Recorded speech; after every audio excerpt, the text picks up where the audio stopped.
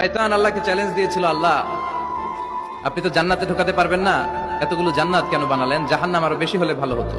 আল্লাহ বললেন কেন?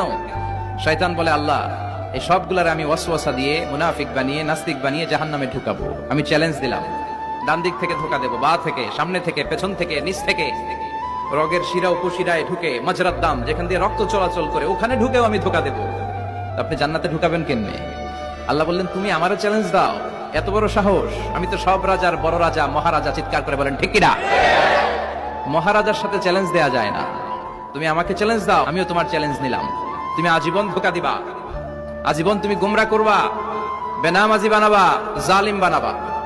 কিন্তু আমার বান্দা কোন তাফসীরুল কোরআনের মাহফিলে এসে, কোন এক ওয়াক্তের নামাজে মসজিদে ঢুকে, অথবা মাঝরাতে ঘুম ভেঙে গেলে তাহাজ্জুদের যায় নামাজে চোখের পানি ছেড়ে যখন ক্ষমা চাইবে, আমি সব গুনাহ মাফ করে দেব, তুই কি করবি?